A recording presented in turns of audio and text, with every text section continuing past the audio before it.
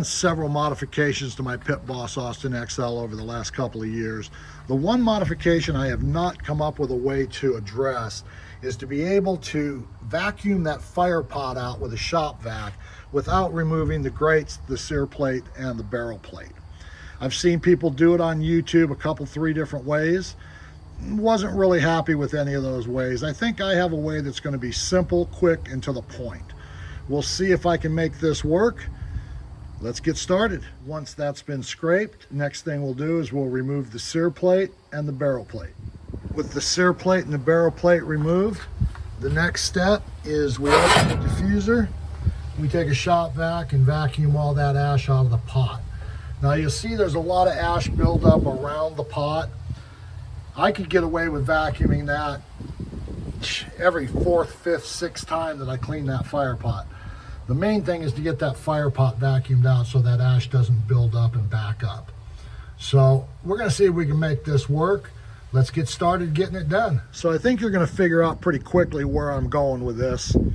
We've drawn a circle to the determined size I know I'm going to need on the barrel plate opening.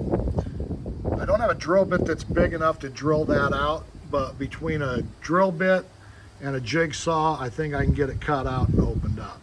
So that's step 1. We'll get that done. Hopefully that'll turn out all right. I'm pretty OCD. I don't want to have a problem with this part of it. So far my plan seems to be working.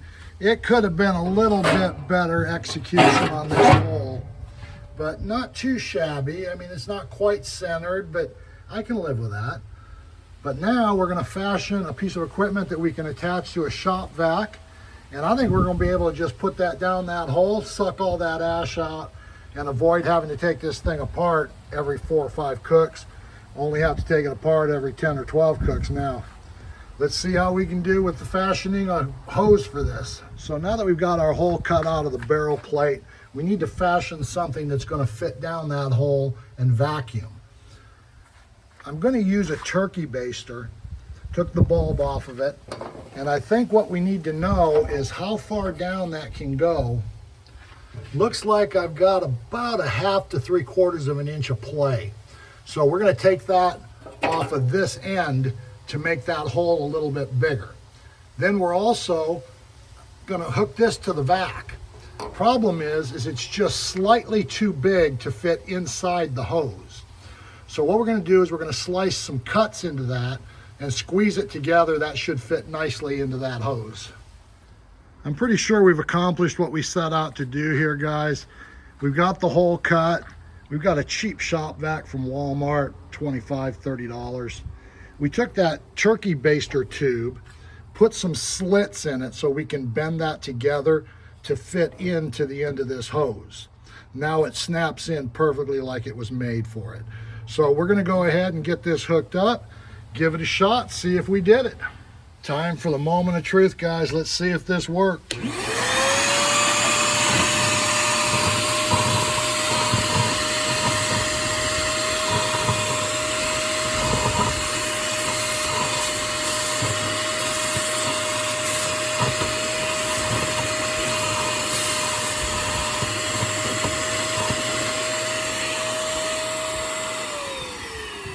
Just that quick and simple. We're going to pull that barrel plate off, see how it did. Straight up, guys, I could not have asked for this to work any better. Not only did it get all the ash out of that fire pot, because that opening is so small, it doesn't suck up any pellets that have fallen in there.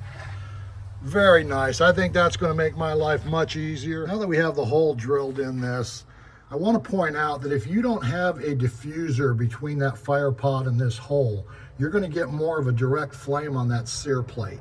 You're going to get a hot spot right in the center there. So just be aware of that if you're intending to try this. Another thing I'm concerned about is I'm afraid that when I go to searing, I may get a lot of grease dripping in that large hole right into the fire pot. Don't think that'll be good for me. So I've got a way I think will work to solve that problem, and we're going to address that right now.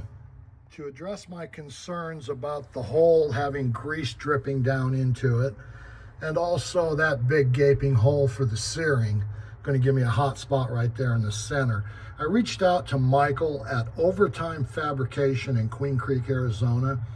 he was able to cut this bracket for me, tack weld it to the sear plate.